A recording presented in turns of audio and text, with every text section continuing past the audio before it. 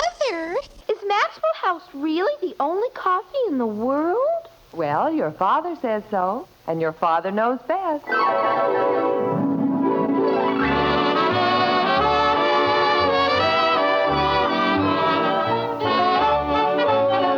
Yes, it's Father Knows Best, transcribed in Hollywood, starring Robert Young as father.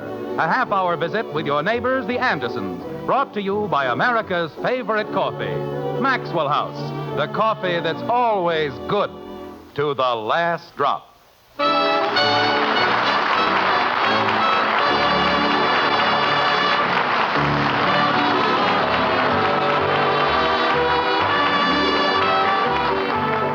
So once in every year we throng upon a day apart to praise the Lord with feast and song in thankfulness of heart. In November of the year 1621, our pilgrim fathers sat down to a table piled high with the fruits of a bountiful harvest. They offered their thanks in humble reverence and thereby established a precedent that we, the most fortunate people on earth, have followed with joy and gratitude for some 330 years. Thanksgiving Day is an American holiday, typically and exclusively ours. So let's spend the next half hour in the dining room of an average American home, the Andersons, and see how they, an average American family, are celebrating the most American day of the year, Thanksgiving. Like this. Everybody close their eyes. Well! Here comes the bird. The turkey! Boy, am I ever hungry. There you are. Mother, it's gorgeous. Put it right down here, honey. It sure smells good, Mom. Thank you, dear. I get a drumstick. Mother. Bud, keep your fingers out of there. I just wanted a piece of celery. Father hasn't said grace. Oh, excuse me. Don't forget, I get a drumstick. All right, Kathy. Go ahead, dear. You know, I found something very interesting the other day. Holy cow. Father, can't you tell us after? Betty? This pertains to the grace I'm about to say. And then I get a drumstick. I was looking through some old books at the library, and I ran across a prayer of thanks written by Benjamin Franklin in the year 1728. It was very unusual. Dear, it is getting awfully late. This will only take a few seconds, honey, and I think it'll do us all a lot of good. Benjamin Franklin divided everything in life into 4 categories, and it's amazing how thorough a job he did. He must have been a remarkable man. Jim. For example, in the first section of his Thanksgiving prayer, he gave thanks for the material things of life, such as food and drink and raiment. What's raiment? Clothing, dear. Oh. And giving thanks for clothing is a very appropriate part of a Thanksgiving prayer. When I think of some of the things that have gone on with clothes in this house.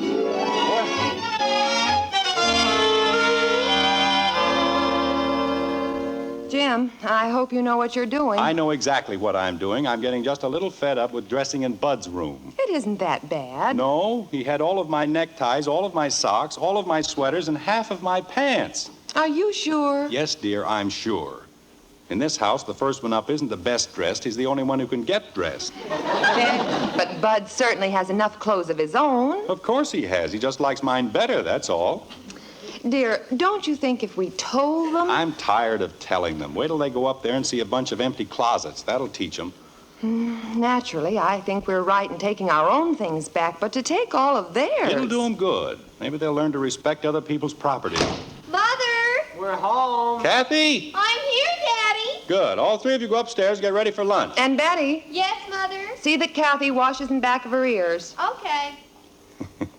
Wait till they see those closets. Jim, I think you're being very mean. I'm just trying to teach them a lesson. How would you like to open your closet and find all your clothes missing? Honey, I do it every day. But every young boy... And Betty isn't any better. She had 3 of your pocketbooks, 2 unmentionables, 5 pairs of stockings, 4... Dad! Here it comes. Hey, Dad! Remember, Margaret, you're to let me handle it. All right, but I still think there's an easier way. Dad, it's awful. It's terrible. What is it, son? What's the matter? My clothes, they're gone. Well, sit down. Let's see if we can't figure out what happened. My best gray slacks, they even took those. Which best gray slacks would those be? You know, the ones that came with your gray suit. I see. Your best gray slacks. And all of my ties, my whole collection. which you collected from my closet. And my sweaters and everything. Mother! Jim, I don't think I can go through with it. I'm practically naked. Mother! I just can't. Honey. What is it, Betty? We've been robbed. Somebody got in and we've been robbed. No. Everything's gone. Jim, if you don't tell them, I will. All right, Margaret, I'll tell them. Betty, Bud, your mother and I arranged this whole thing to teach you a lesson. You what? Angel, let's not give me too much credit. Well, you were in on it. You mean you got somebody to swipe our clothes? Nothing's been stolen, dear. You'll find all of your things in our room. Father. We just wanted to show you how we feel every morning of our lives. Dad, It's gotten so that, well, nothing in our wardrobe is sacred. Dad. My best neckties, your mother's cashmere sweaters, you wear them more than we do. Oh, Father. Dad. This was the only way I could figure to impress upon you that from now on you're to leave our things alone. Dad. The next time you feel like borrowing a pair of socks or a belt or a pair of your mother's gloves, you'll think twice about it, won't you? I'll get it. Dad. Just a minute, Bud. I want to find out who's at the door. I know who's at the door. You what? We told Kathy to call the cops. Oh,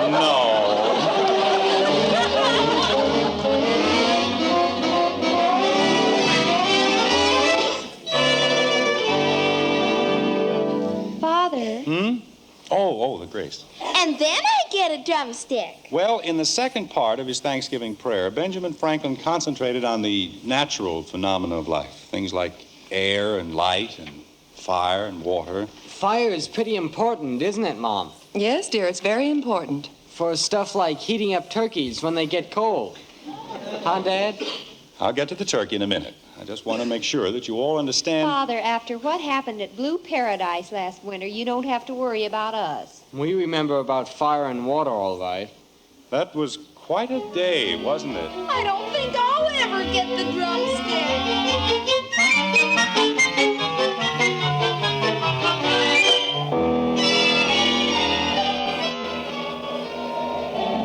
Well, there it is. Blue Paradise. You mean that? Holy cow, Dad. You said it was a great big hunting lodge. Well, it looked larger the last time I was here.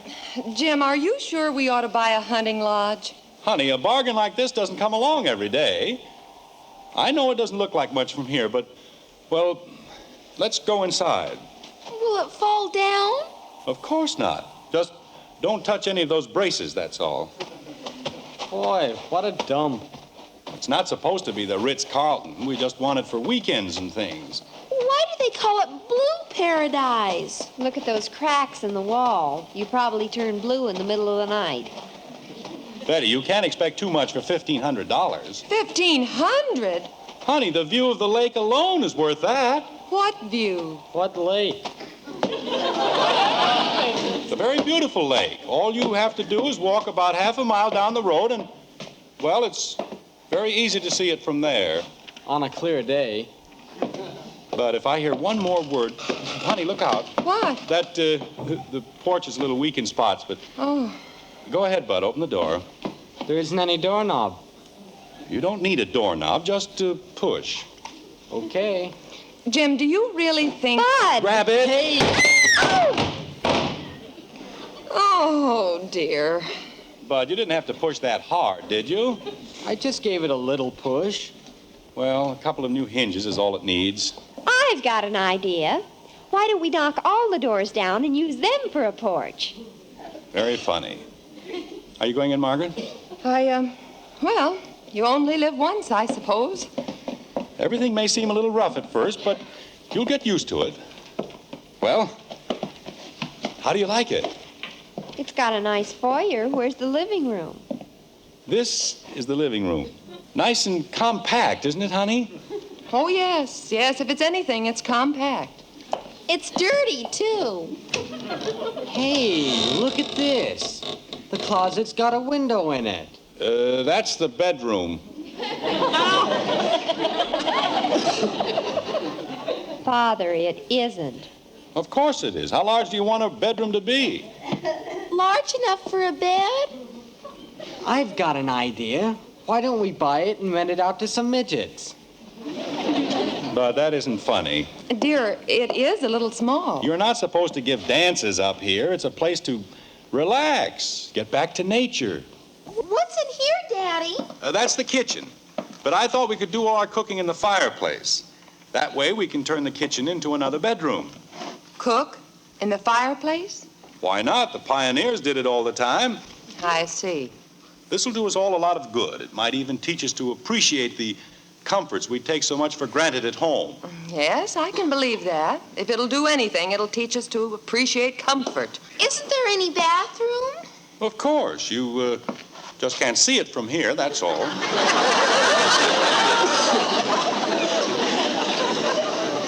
Daniel. Who? Mr. Boone. Oh. Yes? If there's any cooking to be done in a fireplace, guess who's going to do it? Me? I just wanted to get that straightened out. Honey, you don't seem to understand. Living the simple life this way can be a great adventure for all of us. Jim, there is nothing in the world that's more complicated than the simple life. I've got an idea. Of course, everybody's got ideas. We could eat on paper plates, and then we won't have to wash any dishes. That's the spirit, kitten. Speaking of washing, I don't see any water. There's a whole tub of it in the kitchen. You mean we have to carry it in from a well? No, you have to bring it up from the lake.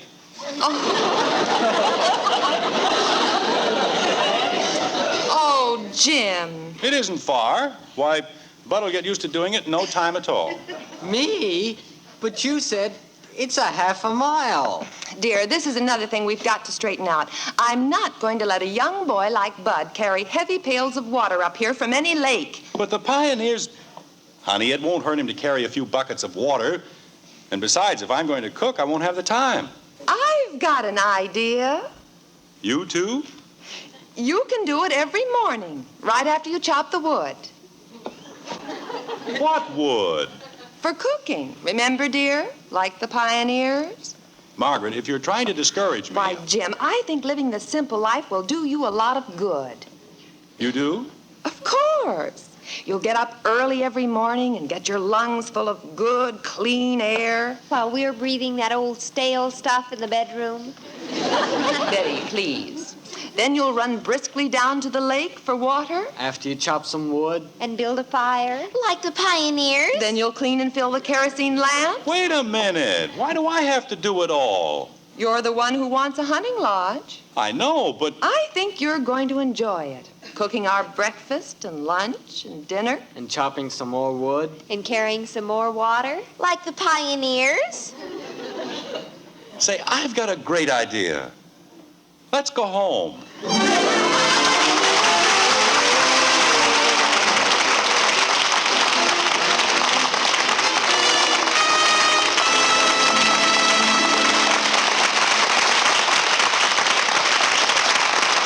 Well, it didn't take much to convince Father that there's no place like home. And that's especially true today, as families the country over get together to celebrate Thanksgiving Day and the many things we have to be thankful for. We Maxwell House people, for instance, we're happy that our coffee is America's favorite brand. Happy that in so many homes, Thanksgiving dinner means a pot of Maxwell House coffee brewing on the stove, as well as the turkey in the oven and the pumpkin pies cooling on the shelf. We take a lot of pride in our coffee, and we want you to know you can count on Maxwell House every cup you pour. We'll keep it always good to the last drop on Thanksgiving Day and every day of the year.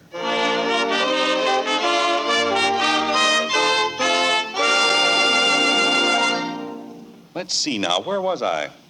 You were going to say grace? Not yet, Bud. I haven't finished telling you about Benjamin Franklin's prayer. There are 2 more sections. Isn't that nice? Only 2 more.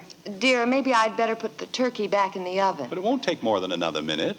And then do I get the drumstick? You can have both drumsticks. Oh, boy! Hey, wait a minute. Your father's only joking, dear, aren't you, Jim? You know, if it weren't for all this talk, I could have been through telling you about it 2 minutes ago. Yes, dear. The trouble with this family is everybody wants to talk and nobody wants to listen. You're so right, dear. Anytime I... What did you mean by that? I was agreeing with you. Oh, well, anyway, in the third section of his Thanksgiving prayer, Franklin went into the intangible things of life, such as the literature and the arts. You know, there aren't many people today who realize how grateful we should be for the pleasures we get from books and things like that. You mean Benjamin Franklin had comic books? Kathy, this will probably amaze you, but there are other kinds. Oh, that's right. What a knothead. That'll be enough of that, Bud. Yes, ma'am. What about the fourth section, Father? I haven't finished with the third. That's what I was afraid of. When Franklin referred to the arts, he was expressing gratitude for the pleasures we receive and also for the help. Wait a minute, haven't we gone through all this before? Oh, yes, Father. You bet, Dad. I don't remember anything like this. Oh. No, I don't. It was something about Ivanhoe. Your mother was getting ready to do her canning and... Yep, it was about Ivanhoe, all right.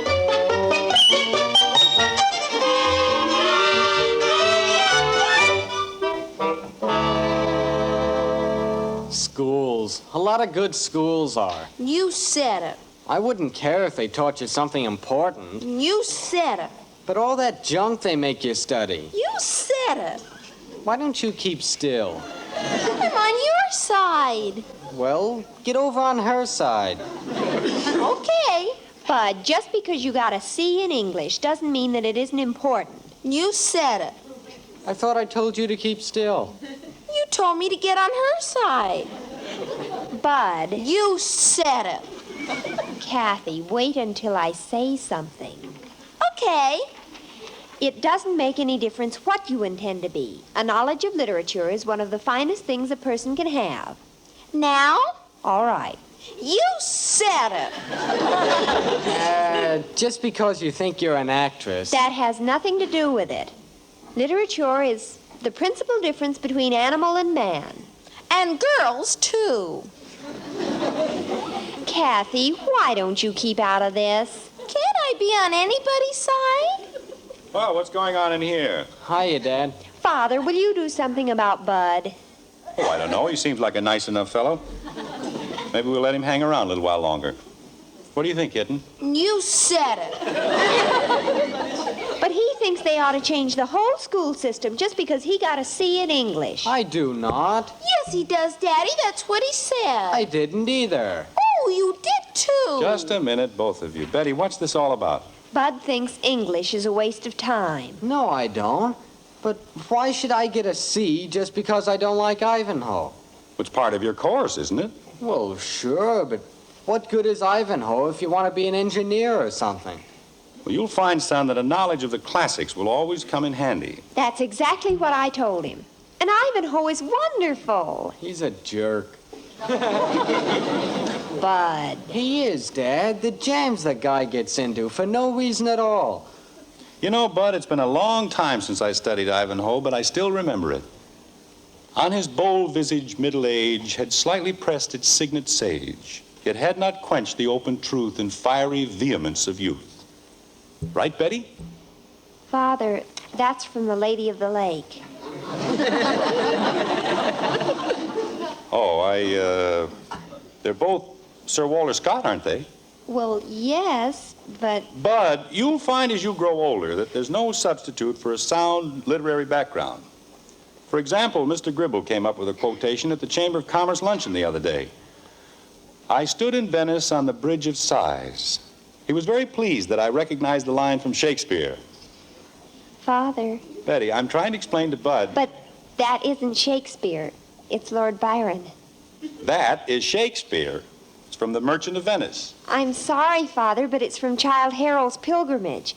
Don't you remember? I stood in Venice on the Bridge of Sighs, a palace and a prison on each hand. That's right, now that you mention it. Dad, if I don't like this stuff, why do I have to learn it? Because it's very important. And if you don't believe me, here's a quotation that proves it. The arts are known as the stepping stones to success. Right, Betty? Right. There. Now, if you'll excuse me. But, Dad... I'm sorry, Bud. I promised to help your mother with her canning. You mean I have to keep on reading Ivanhoe? You'll read it and like it. Holy cow.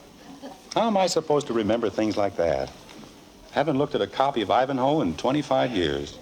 25 years? Jim, you won't ever learn, will you? About what, honey? You can't get mixed up in those school things with the children. I got out of it, didn't I?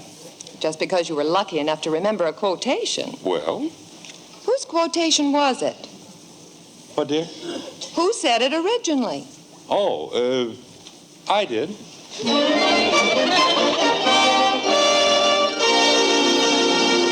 What was that, Father?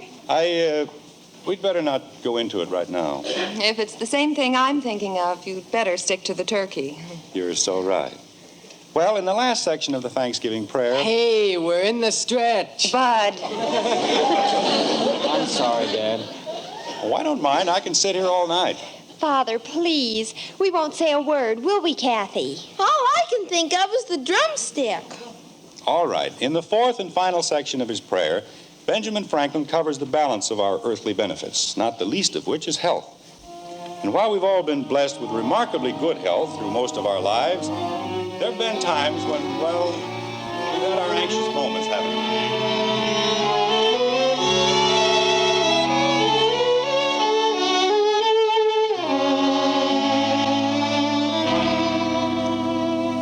we? Jim,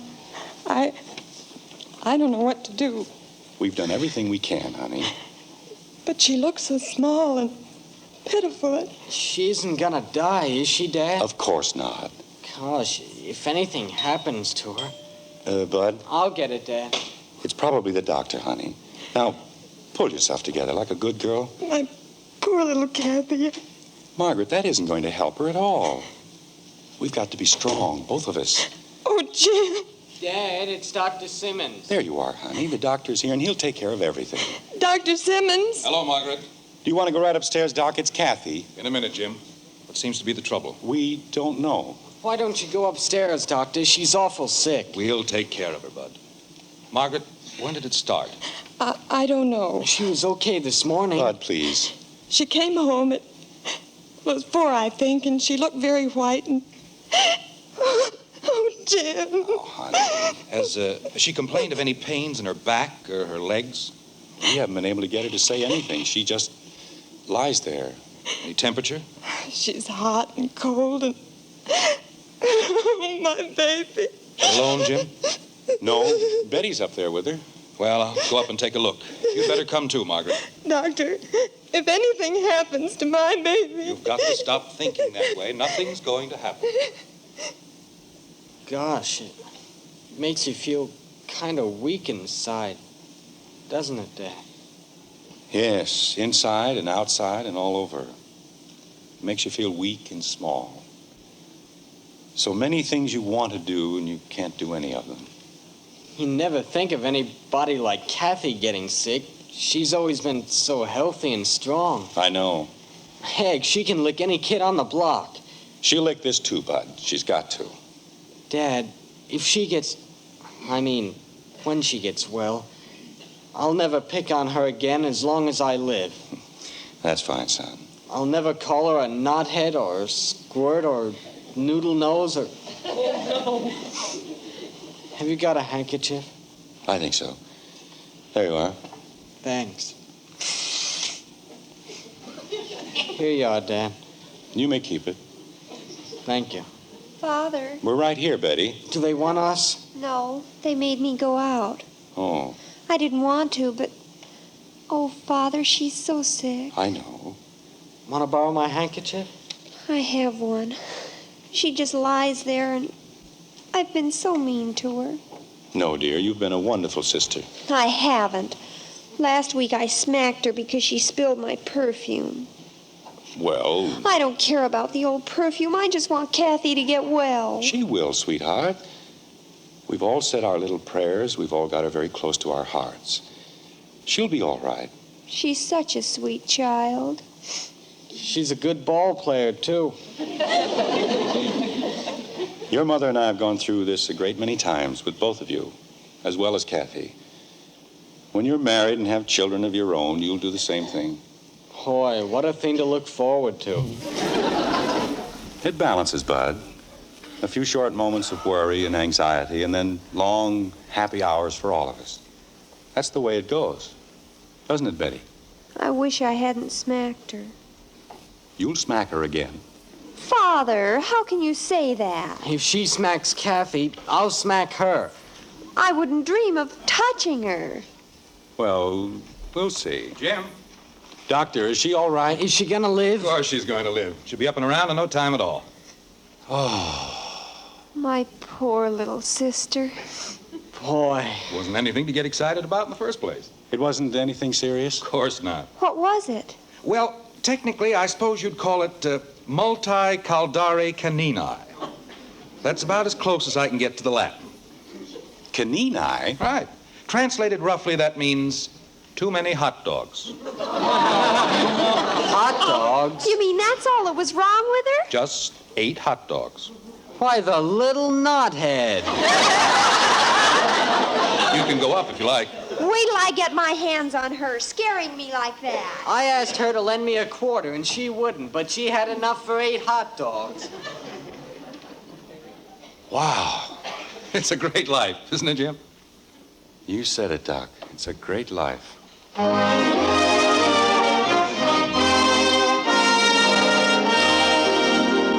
Yes, we've worried and fretted, but we've always come through all right, haven't we?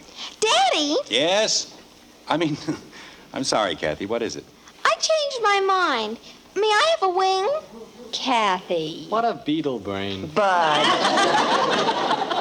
But I looked at it so long I got tired of drumsticks. Jim, now? Yes, dear. We'll have Benjamin Franklin's Thanksgiving prayer right now. For peace and liberty, for food and raiment, for corn and wine and every kind of healthful nourishment. Good God, I thank thee. For the common benefits of air and light, for useful fire and delicious water. Good God, I thank thee. For knowledge and literature and every useful art. For my friends and their prosperity, and for the fewness of my enemies. Good God, I thank thee.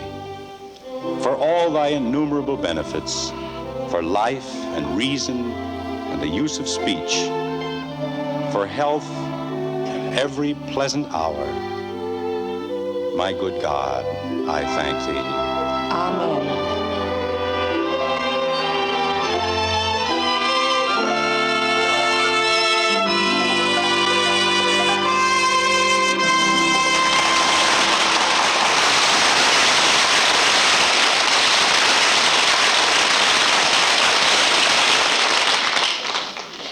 Could this be you after Thanksgiving dinner? Oh, honey, I don't want to eat again for a week. But tomorrow it'll be a different story. This is the most delicious coconut cream pie I ever ate.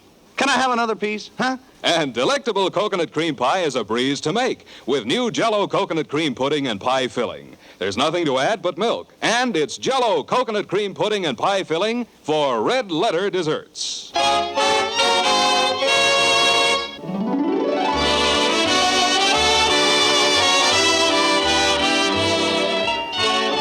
Thanksgiving comes only once a year, but some good things we can enjoy every day.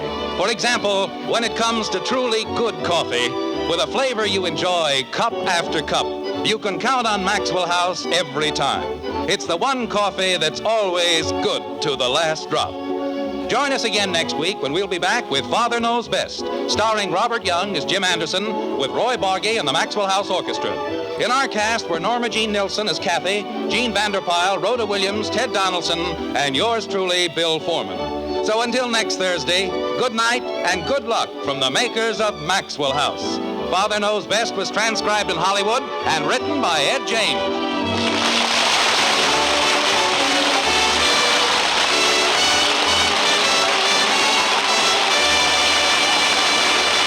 Mr. Keene, Tracer of Lost Persons, brings you Mystery tonight on NBC.